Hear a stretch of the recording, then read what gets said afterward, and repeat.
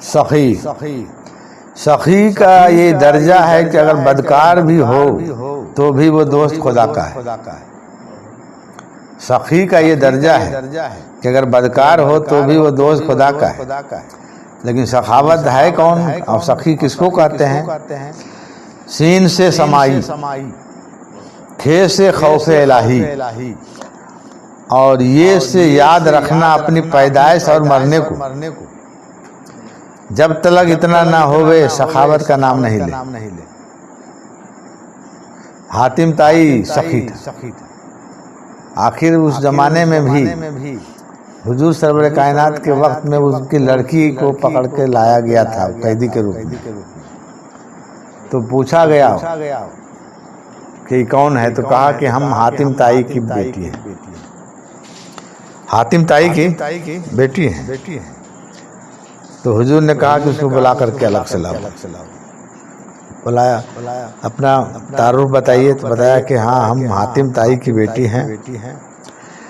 تو حضور نے فرمایا کہ اس کو معاف کر دو، اس کو چھوڑ دیا جائے۔ تو وہ ترنت کہا بیٹھی کہ صرف ہم کو چھوڑنے سے نہیں مانیں گے کہ ہم کو چھوڑ دیے، ہم کو نہیں معاف کیجیے، اگر معاف کرنا ہی ہے تو ہمارے جتنے ساتھی ہیں سب کو کیجیے، ہم اکیلے کہیں معاف کرو، ہم کو چھوڑ دیجیے گا۔ تو کہا اب سمجھ میں آیا ہے کہ ضرور یہ حاتم طائی کی ہی بیٹی ہے، چونکہ اس کا سخاوت اس میں بھی موجود ہے۔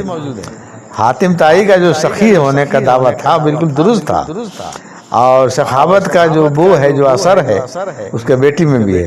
ایسے وہ کہتے کہ ہم کو معاف کر دے، دوسرے سے کو کیا مطلب ہے؟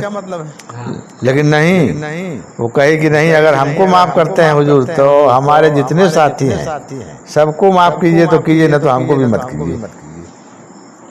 یہ رہا، یہ کہتے ہیں سخاوت۔ سخی ایسی نہیں ہوتا ہے، سخی کا بہت معنی زبردست ہے۔ اس لیے سخی کا مطلب ہے کہ اگر بدکار بھی ہے تو دوست خدا کا ہے۔ صفت مگر ہونا چاہیے۔ صفت کیا ہونا چاہیے؟ سن لیجئے۔ ہاں، سخی کا یہ درجہ ہے کہ اگر بدکار ہو تو بھی دوست خدا کا ہے۔ اور سخاوت اسے کہتے ہیں، سخی کا معنی ہے سین سے سمائی۔ سمائی یعنی بات کو سمجھنے کی صلاحیت، سماعت ہونا چاہیے۔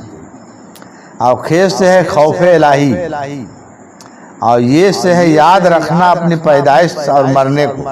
ہر وقت یاد رکھنا ہے کہ ہم کیسے پیدا ہوئے ہیں اور کیسے مریں گے، یعنی مرنے کا جو ہے رات دن خیال رہنا چاہیے کہ ہم کو مر جانا ہے، اور یہ خیال رکھنا ہے کہ ہماری پیدائش کیسے ہوئی، یعنی ایک نطفے سے جو پیدا کیا گیا اس کو یاد رکھنا ہے۔ فائزہ خصیم مبین، قرآن حکیم میں جو بات آیا اس کو یاد رکھیے کہ پیدائش کیسے ہوا۔ خلق الانسان من نطفۃ فاذا هو خصیم مبین، پیدا کیا انسان کو اللہ تعالیٰ نے ایک بوند سے، جو کوئی ہوش و حواس اس کو کچھ نہیں تھا، شکل صورت کچھ نہیں تھا۔